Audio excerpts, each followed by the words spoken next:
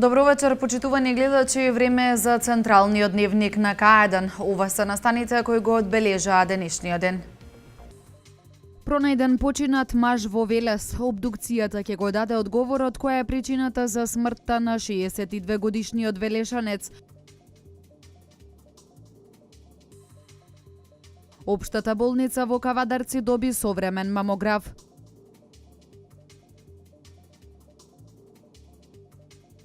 Македонија, Србија, Албанија и Косово заедно во борба против тероризмот.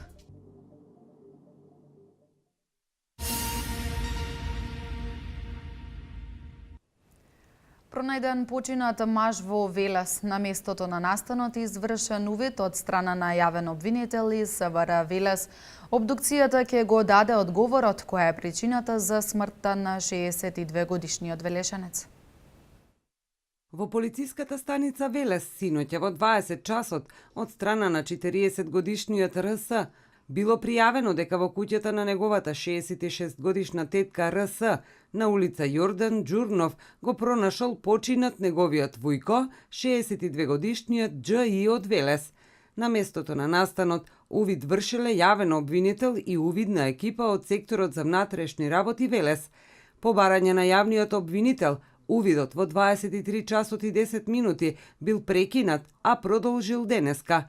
Телото на починатиот е предадено за обдукција.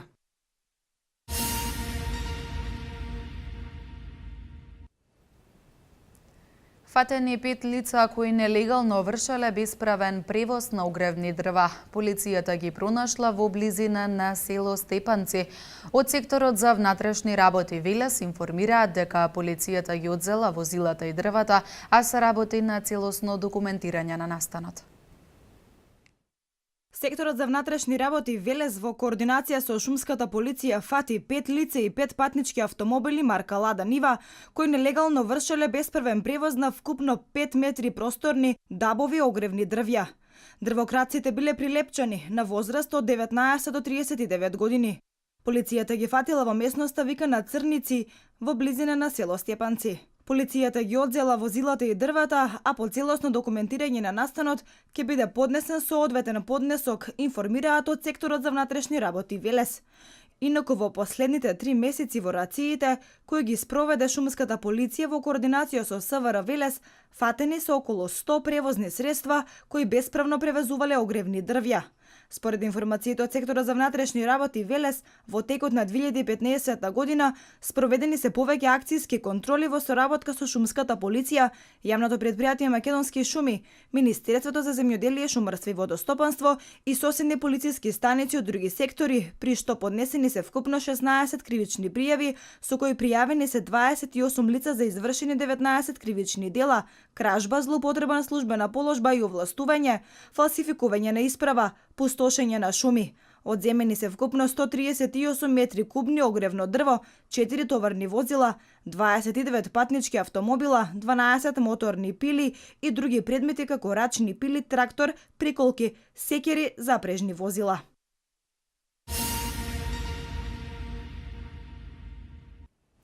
Општина Велес го објави третиот оглас за отуѓување на градежно земјиште сопственост на Република Македонија. Станува збор за продажба на градежни парцели во близина на езерото Младост. Сите заинтересирани граѓани своите апликации можат да ги достават заклучно со 26 овој месец. Општина Велес го објави и третиот оглас за оттуѓување на градежно земјиште сопственост на Република Македонија. Имено станува збор за продажба на градежни парцели во близина на езерото Младост, локација која е многу атрактивна за потенцијалните купувачи на истите. Имајќи го во предвид интересот на купувачите во сегашниот период за парцели на оваа локација, очекуваме бројката да биде во овој тренд, па и да се зголеми со продажбата на овие локации. Значи, моментално станува збор за продажба на 13 парцели или локации за изградба на куќи во овој дел на езерото Младост. Јавното надавање за овој оглас, информираат од локалната самоуправа, ќе биде на 28 септември, а заинтересираните граѓани своите апликации може да ги достават заклучно со 26 овој месец. Огласот е објавен на електронската веб адреса на општина Велес, Сите заинтересирани може да погледнат, ги има дадено сите парцели, површината на овие парцели, површината која е потребна за градење, како и сите останати карактеристики на овој оглас. Исто така наведени се лицата кои што се задолжени да администрираат со продажбата на градежно земјиште, така што не очекуваме поголеми проблеми во овој дел. До сега 29 парцели се продадени во близина на езерото Младост за изградба на куќи, како и парцели за изградба на 4 мотели и 1 хотел.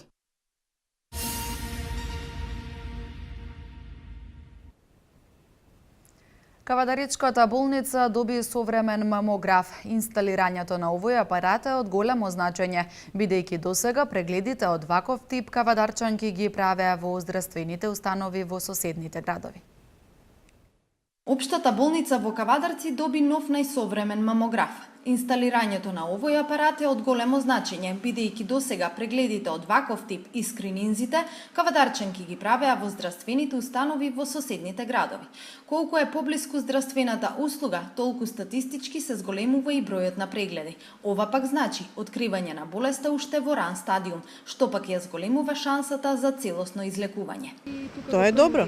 Многу убаво. Порно ни готино одеме. Беше гужва, не можеш да закаиш. Сега по-друго ќе биде. Гужвата ќе се растерете малку. Убаво е, многу убаво. По-добро ќе биде за жените. По-често ќе се снимаме и така ќе се проверуваме. За нашите сограѓанки ова ќе значи многу нешто големо. Значи секоја чест. Значи што го работи оваа влада никој друг не го работи. Благодарение на нашиот министер, на нашиот директор и на сите вработени што се во болницата. Па ќе значи многу. Затоа што кавдарчанките се мачеа, одеа во Неготино, таму правеа мамографи, се чекаше долго време и така. Апаратот е инсталиран на рентген оделението. За 10 дена прегледите ќе бидат вклучени и во мој термин. Општа болница Кавадарци за прв пат имаме нов апарат на рентген оделението. Тоа е мамографот кој што го набави Министерството за здравство и со овој начин ние ќе продолжиме да даваме подобра услуга за пациентите. Оваа метода до сега пациентите не може да ја користат кај нас, беа принудени да одат на други места во други болници, сега веќе ќе ја имат на располагање овде. Неодамна во болницата во Кавадарци беа донирани 2 апарати на гинеколошко-акушерското оделение. Набавката и опремувањето на болницата со нова апаратура значи осовременување на здравствените установи во внатрешноста во Македонија, за секој еден град да добие подобро здравство.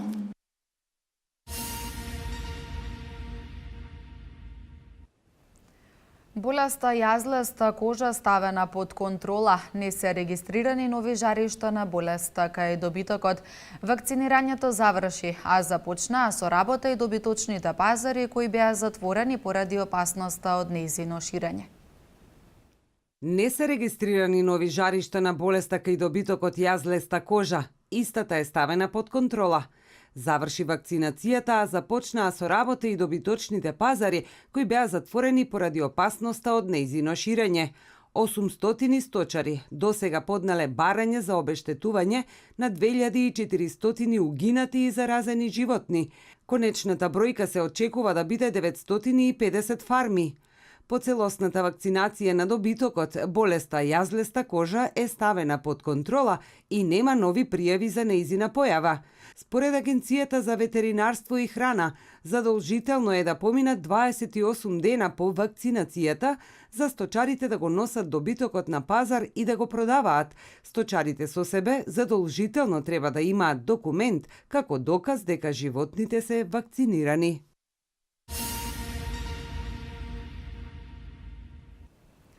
Со стихови посветени на татковината, велешките писатели денеска во Градската библиотека го учествуваа 8 септември.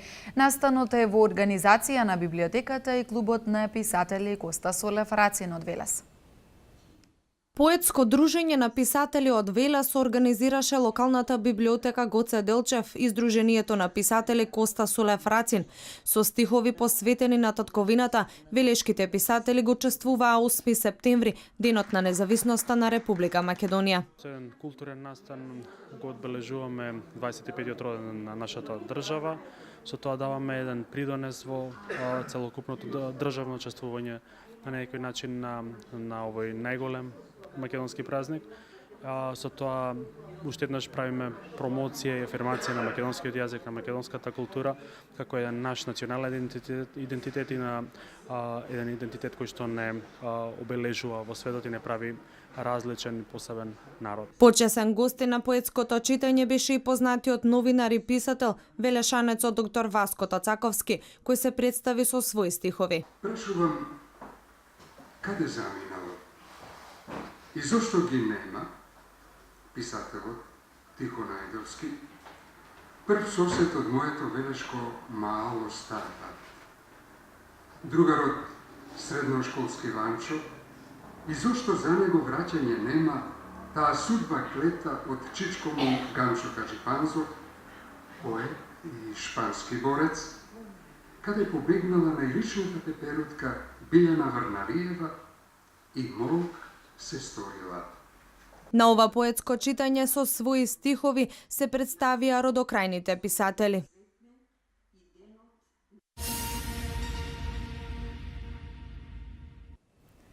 А присуството на Васил Тоциновски на поетското дружење на писатели од Велес го искористивме да поразговараме за новинарството некогаш и денес. Како човек кој целиот свој век го поминал во новинарството, вели дека денес информацијата се пласира многу побрзо, а одговорноста на новинарот е многу поголема. Она што е многу значајно, вели Тоциновски, е правилната употреба на македонскиот литературен јазик.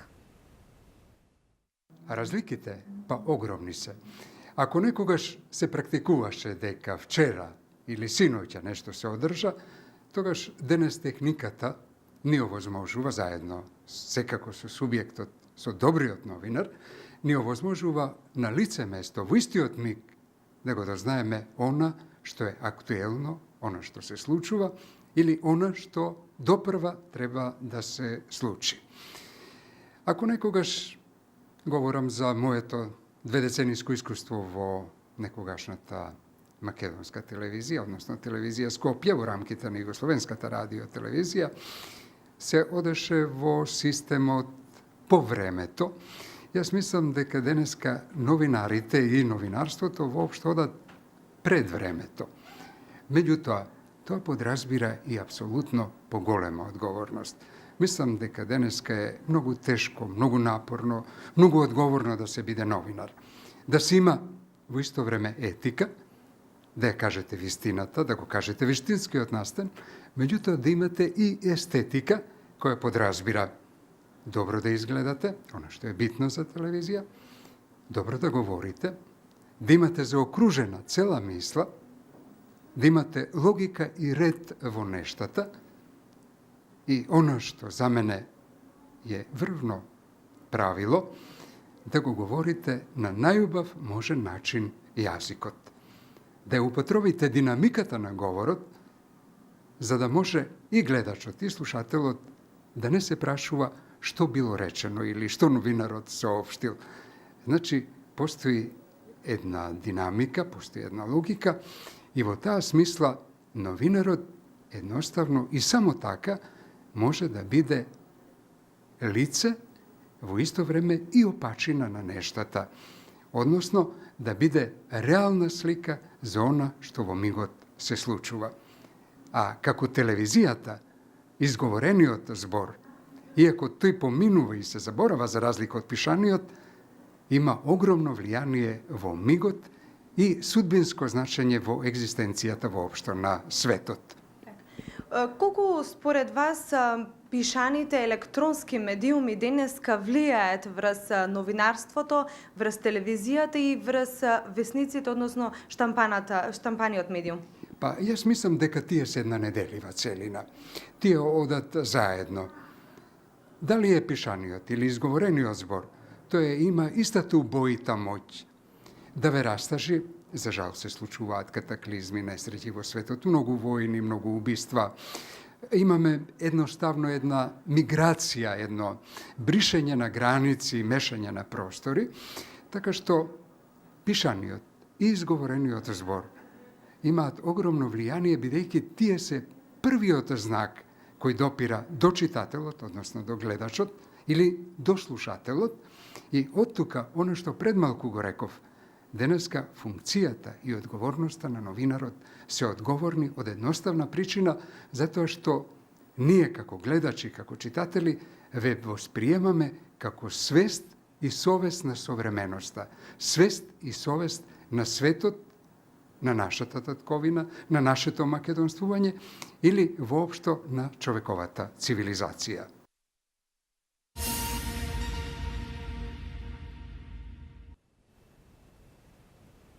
Во Скопје се одржа регионална конференција на полициските служби од Македонија, Србија, Албанија и Косово.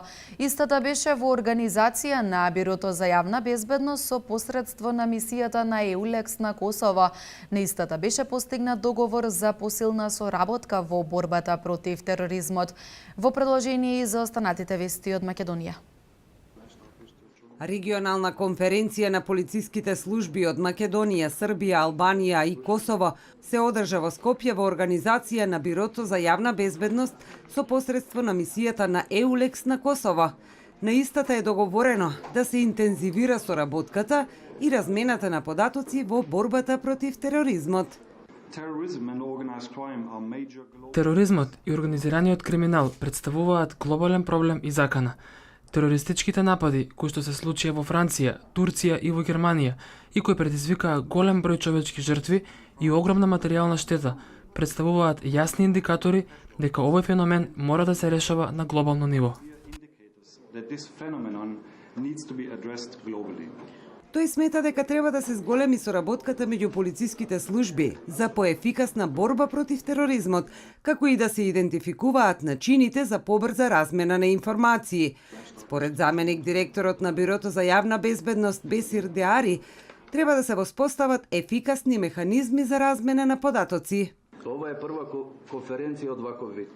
Идејата е секоја земја учесник во ова иницијатива во временски интервал на основа на ротација да биде домаќин на иста ваква средба. Секако со различни теми на дискусии, односно закани и идентификувани како карактеристични за сите земји од регионот. Косово ќе биде местото каде ќе се одржи следната конференција.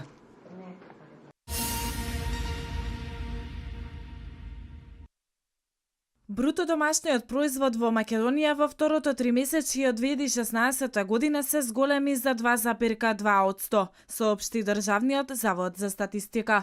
Најголем пораст е забележан во секторите градежништво од 31%, стручни, научни и технички дејности, административни и помошни услужни дејности од 11,5% и финансиски дејности и дејности на осигурување од 4,9%. Финалната потрошувачка на домаќинствата, вклучувајќи ги непрофитните институции, кои им служат на домаќинствата во второто тримесечје од 2016 година, номинално пораснала за 1,3%, а незиното учество во структурата на бруто домашниот производ изнесува 69,5%. Во истиот период, извозот на стоки и на услуги номинално се зголеми за 4,2%, а увозот забележа зголемување во номинален износ од 6,6%.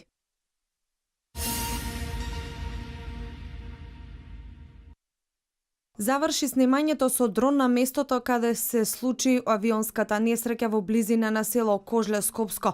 Поради обемноста на материјалот и потребите на истрагата, подигањето и пренесувањето на остатоците од урнатиот авион ќе продолжи денеска, информираат од јавното обвинителство на Република Македонија. Снимките во корелација со останатиот прибран доказен материјал ќе бидат предмет на анализа на јавниот обвинител и стручните лица од формираниот тим за истрага на авионската несреќа, се наведува во соопштението од обвинителството. Завчера во Институтот за судска медицина се пренесени и телата на 6 починати патници од авионот. По наредба најавен обвинител преку ДНК анализа ќе се направи идентификација на телата, како што објави италијанскиот медиум. Со авионот управувал 59-годишниот пилот Франческо Монтанјер, председател на аматерскиот спортски аероклуб Тревизо. Со него биле и подпредседателот на клубот 62 годишниот Дарио Бастасин, Лука Далемуле, одговорен за администрацијата во клубот, и Ангело Калагари, како и Иларија Бертио и Висар Бегај од Косово, кои имале италијанско државјанство. Заедно со уште 3 авиони од клубот, патниот авион на 6 септември попладне полетал од Тревизо, планирале да патуваат во Приштина, а над Македонија требало да изврши прелет и бил пријавен на аеродромот Александар Велики Скопје за дополнување на гориво.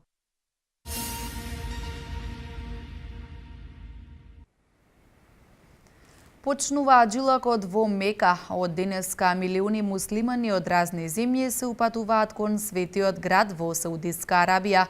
Северна Кореја изврши тестирање на нуклеарно оружје. Вести од светот. Тестирање на нуклеарно оружје изврши Северна Кореја во комбинација со напредокот на Пјонгјанг во развојот на мобилната балистичка ракетна технологија, што представува смртна закана за Јапонија, изјави јапонската министерка за одбрана Томоми Инада. Таа вели дека не можат да ја негираат можноста дека Северна Кореја ги намалила димензиите до мерки прифатливи за производство на нуклеарни боеви глави. Јачината на потресот кој следел под тестирањето укажува дека во никој случај не станува збор за хидрогенска бомба. Не е исклучено разгледување на можноста за воведување дополнителни санкции против Северна Кореја поради овој тест од страна на Јапонија.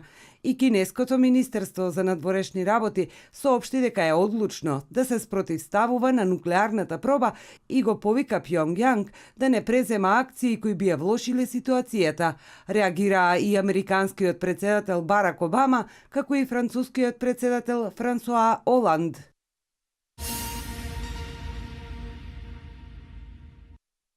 Во воздушен напад во близина на градот Алепо убиен и високиот воен командант на милитантната група Џабат Фатех Ал-Шам, некогашен огранок на Ал-Каеда во Сирија, изјавија два извора на бунтовниците, јави Танјук. Според нив, командантот, чиј псевдоним е Абу Омар Саракеб, загинал во воздушен напад, чија цел бил состанокот на лидерот на таа група. За сега не е познато кои земји стоја зад нападот. Според непотврдени информации, неколкумина високи функционери на таа групација загинале или се ранети. Фронтот Ал-Нусра објави во јули дека ќе го прекине својот однос со Ал-Каеда.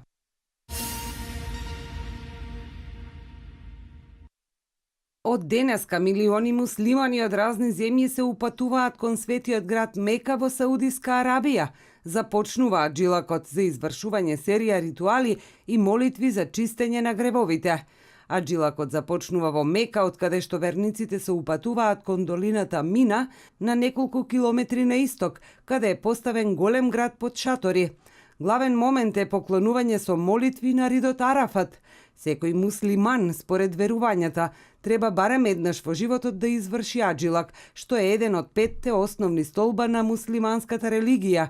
Бидејќи аджилакот промовира еднаквост и скромност, верниците носат едноставна бела облека.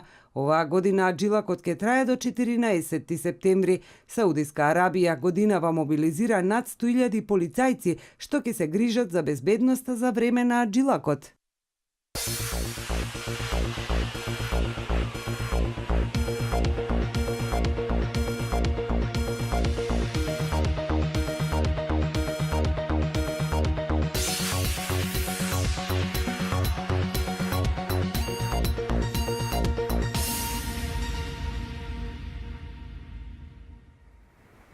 Во следната сезона Металург останува со 2 екипи во ракометната Суперлига. Вилијамс загуби од Плишкова во полуфиналето на US Open. Во продолжение деталите за спортските вести. Утре, кавадаричкиот второлигаш фудбалскиот клуб Љубенци ќе го одигра надпреварот од четвртото коло против тимот на Евромилк од Скопје. Овој надпревар ќе започне во 16 часот, но наместо на домашен терен, кавадаричките фудбалски надежи ќе го одиграат на гостински. Еве што очекува тренерот Бојан Захариев од овој меч. После дождот доаѓа сонце, мора да гледаме оптимистички, очекувам пред се максимална борба на нашите фудбалери. Очекувам да го дадат максимумот, сите што ќе истрчаат, како и оние кои ќе бидат резервни играчи. Јас, председателот управниот одбор и сите ние сме свесни што значи овој надпревар за нас. Веќе немаме право на киксови, имавме фактор среќа кој беше наш сојузник во негативна смисла со дербито со Вардар Неготино.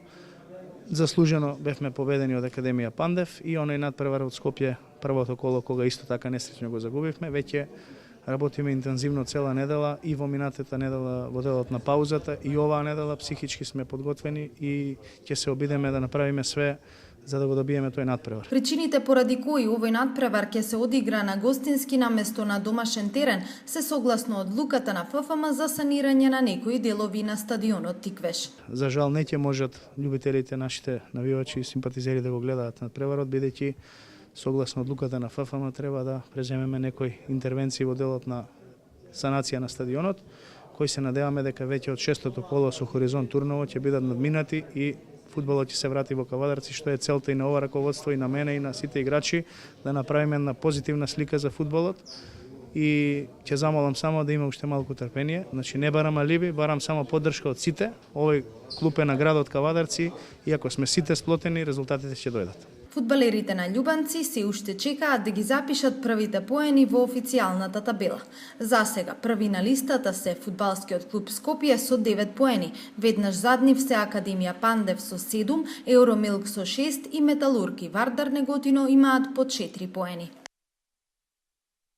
Актуелниот машки ракометен шампион Вардар в сабота ќе се сретне со Веспрем во СХ Газпром лигата со почеток од 20 часот и 30 минути во спортскиот центар Јане Санденски. Тренерот на Вардар, Раул Гонзалес, смета дека Веспрем е фаворит во пресрет на овој меч, додавајќи дека неговите играчи ќе мора да подобрат својата игра, откако имаа бледи изданија во претходните 2 кола. Веспрем е фаворит на овој надпревар. Тие ја имаат најдобрата одбрана во светот, а нападот им е многу силен. Ќе биде интересен надпревар и за нас и за публиката. На тој дуел едноставно мораме да бидеме подобри, истакна Гонзалес на денешната пресконференција. Капитенот на тимот Стојан Честоилов очекува дека неговите соиграчи ќе одиграат добар надпревар, со надеж дека ќе го изненадат Веспрем. Во следната сезона Металург останува со 2 екипи во ракометната Суперлига. Металург 2 се изборија за опстанок во најсилното надпреварување, откако ја победија Преспа со 31:24 во баражот за последното место во Суперлигата. Вториот тим од Автокоманда во Суперлигата ќе го заземе испразнетото место, откако Макс Струмица се откажа од настап. На 17 септември стартува новата сезона во Суперлигата. Во првото коло Металург 2 ќе му гостува на пролет. Во првиот дел од сезоната во Суперлигата ќе настапат уште и екипите на Пелистер, Еврофарм Работник, Вардар Јуниор, Прилеп, Радовиш Борец, Работнички и Охрид, а во плејофот ќе се приклучат Вардар и Металург.